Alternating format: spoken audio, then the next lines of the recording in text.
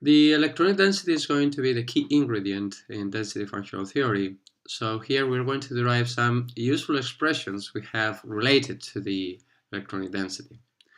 And the first one is going to be the electronic spin density.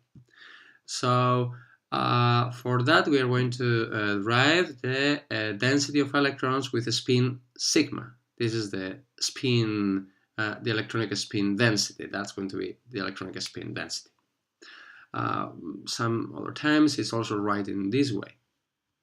And for that we're going to start having, which is the electronic spin density operator. That's the operator. Okay, here we have the contribution associated to electron I at point R, where the electronic density is calculated.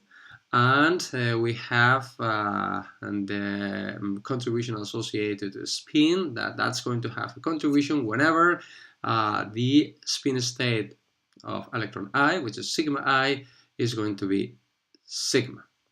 Okay, and then we have to sum over all the electrons. We have n electrons here. Once we have the operator, we have to calculate the average, considering that we have the psi wave function. And it's, of course, the wave function has to be normalized, and just keep in mind that whenever you have to make the scalar product, it means that we have to make the integral over the space variables of the n electrons, and we also have to make the summation over the spin state of the n electrons as well. Okay, and that has to be equal to 1.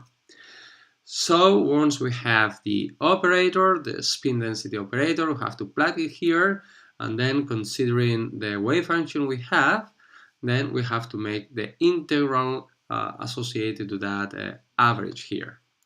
So when we make that integral here, so that's the first result we have for the spin density operator.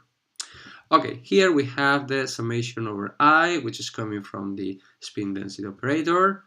Then we have the summation over the spin state and the integral over the space variables, which are coming from the average that we have to make here.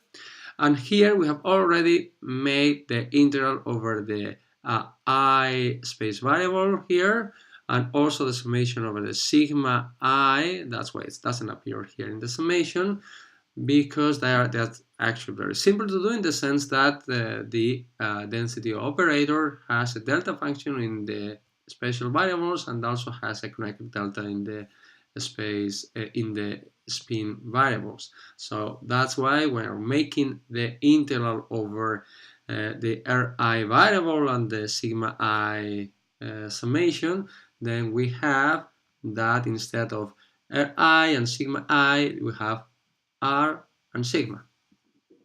Okay, then as here we had a summation over the over all the electrons we have to do similar integrals for the different electrons. But actually, this different summation over the I electrons are going to be the same. They are not going to be different. And for that, we have to rearrange here this wave function, considering the antisymmetry of the wave function. For example, we know that as the wave function is antisymmetric, if we interchange the position of two particles here, the wave function takes a minus sign. But as we have here the square of the wave function, then the square of the wave function is going to remain the same. So basically, we are going to apply it here. We are going to interchange the R sigma with R1 sigma 1. Doing that, the square of the wave function remains the same. And then what we can do is this, as this R1 and sigma 1 are internal variables here, because we have the summation over the sigma I spin state and the integration over R1, we can recall them and rename them, and instead of R1 and sigma 1, we can call them Ri and sigma I. So that this integral here will go from R 2 to sigma to Rn. And the summation here will go from sigma 2 to sigma n, already including the sigma I and summation, and including also the integration over the Ri variable. And in this way, all different terms arising from this summation we can rearrange in the same way, and all the contributions from this summation are going to be the same. That's why when we're doing the summation over these different I states, we are getting, as all are going to be the same, we are getting an n factor. So the final expression we have for the electronic density is the following. This is the final expression we have for the electronic density. Sorry, for the electronic spin density. As you can see here, we have a factor which is n, which is coming from the summation over the I states. Okay, as you can see here, this is a kind of the electronic spin density. It's a kind of average of the wave function on the all variables, but the first one. Of course, the spin density does not have the same information as the wave function because of this average we are making. But as you can see, as we'll see when we consider density functional theory, it's going to be a key ingredient, and several things can be derived just considering the electronic spin density.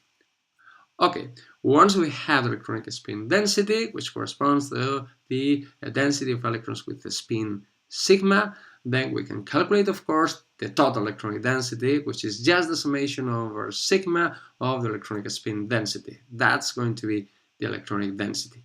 And of course, the electronic density, it has this constraint that when you're making the integral over the whole volume of the electronic spin density has to be equal to n, which is the number of electrons that we are considering.